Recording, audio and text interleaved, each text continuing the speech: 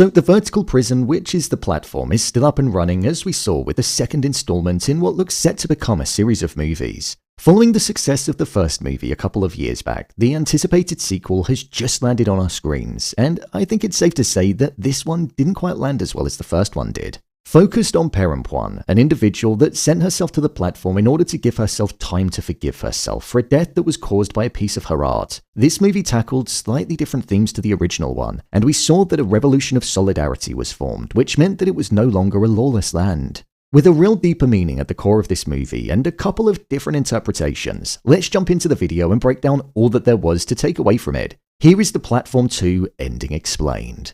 Just to let you know, this video will contain spoilers. The meaning of the movie.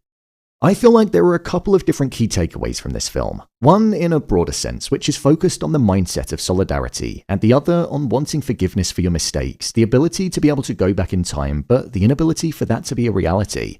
Let's first start by looking at the more intimate, individual meaning of the movie. When looking at the theme of wanting to find forgiveness for yourself and not being able to, this was shown to us most with the characters Perempuan and also Zamiatin.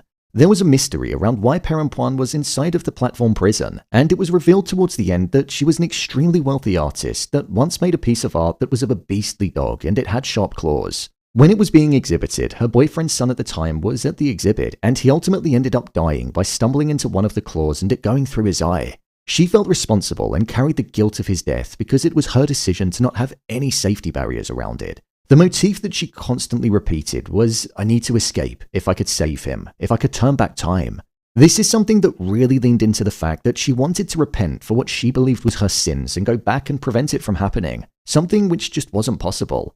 This is why in the final third, when she saw the young boy on the bottom floor, she felt like he was going to die due to the greed and selfishness that everybody else above had, and then took him down to the lower floor where there was a chance that they could escape. With her hitting her head and getting injured in doing so, it showed that she valued the life of the child over her own, and that she was willing to do what she could to save him, even if it meant getting herself harmed. This was her way of ensuring that another child pretty much didn't die on her watch, and trying to make her wrong right. When she reached the level of the ground floor, we saw that she was told, "Only he can go up. Your journey is over, but he may have another chance." I feel like this was pretty metaphorical and was leaning into the fact that because the person in front of her was a kid, he had many chances in life and his journey was just beginning. But as an adult, Perempuan was within her journey, and the mistakes that she made was something that would always hold her a prisoner inside of her own mind. She'd never be free of the guilt that she carried, hence why there was no way of her being able to get outside of the platform. It was said earlier on in the movie that nobody survived there, nobody ever got out, and that was also the case with Perempuan. It was too late for her, and she was going to be trapped there for good, whether it be her dying there or just simply never being able to escape.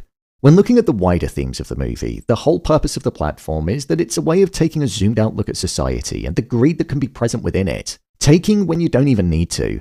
For example, the only way somebody survives on a lower level of the platform is due to everybody sticking to the rules and not taking food that isn't theirs. I think this was highlighted better in the original movie, when the main character Goring was quite literally starving and on the cusp of death. It was made apparent in this movie as well. However, we saw that the revolution of solidarity, which was led by Dagim Babi and his anointed ones, would travel from floor to floor and inflict punishments and kill individuals if they broke the rules. That's because the people that followed his rules would be involved within it and follow the law that was created. I didn't quite understand the need to make him this messiah-like figure and for it to be like a cult. That was something that I felt was a bit shoehorned into the approach that they had, because there were no real biblical connections or even actions. It was just a man who became a leader through him wanting change and actually inflicting violence in order to make it happen. I also didn't quite understand the people's desire to just eat more because they could. I understand it's a broader look at society, but in the context of this setting where you never know which floor you're going to end up on, it's a pretty flawed mindset to have. We saw the divide in what was pretty much a society and how different viewpoints and beliefs can clash when you go against them. Personally, with regards to both meanings of this movie, I preferred the one that was focused on individuality and being trapped within your own mind. My review of the movie. Honestly, I think this is a film of 3/3, where it started off quite strong in reintroducing us to the world of the platform. We had two really good characters in Perempuan and Zamiatin. But then, as the story went on, I just feel it got a bit ridiculous. The consequences existed, but they felt a bit exaggerated. And then, right at the end, it just became a bit of a fever dream that didn't quite make sense and was extremely confusing. I almost feel like there was a bit too much going on for its own good. I thought the introduction of a revolution occurring, which caused loyalists and barbarians to be formed, which meant that there was a divide, was a cool concept. But I almost didn't like the free-flowing nature of people just switching between their platforms that much. I think we ultimately lost something because of that.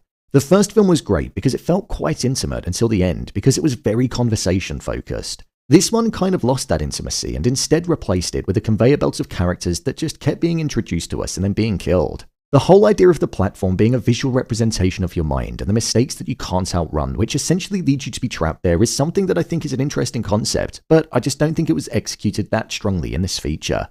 The movie was genuinely at its best when Perempuan and Zamiatin were together. I wish that dynamic had been explored a little bit more, and I wish that Zamiatin didn't get killed off as easily as he did. I feel like the both of them fighting to survive against Dagin Babi and the Anointed Ones would have made a more interesting story. Especially with the fact that Zamiatin broke the rules. It was teased to us, but then cut short, which I thought was a massive shame. Dagin Babi was an interesting character too, but there was no real threat, and it felt like he was also killed off really easily, considering he was a leader.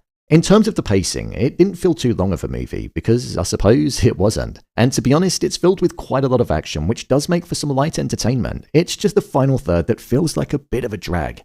Visually, I think this movie is actually pretty nice on the eye. They don't hold back in what we get shown, which means that we do see some horrific stuff, but it doesn't take away from the chilling environment that's being created and the hostility that feels like is constantly brewing and on the cusp of erupting. In terms of the performances, I thought all of the acting was pretty solid. Melina Smit as the lead carried the movie on her shoulders, and she did a great job in doing so. And the rest of the cast with their brief windows of appearances also delivered strong performances too. There wasn't really a weak link, which is a positive.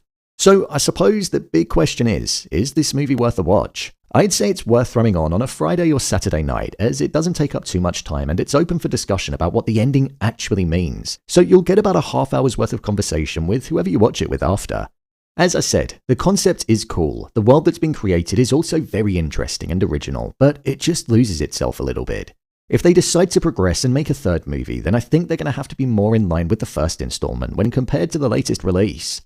So, there you have it, the Platform 2 ending explained. If you want to see more videos on your favourite TV shows and movies getting broken down, then click on the card in the top corner. Or alternatively, you can head over to my channel where you'll find them all. Let me know your thoughts in the comments. As always, thanks for tuning into the video and I'll see you in the next one.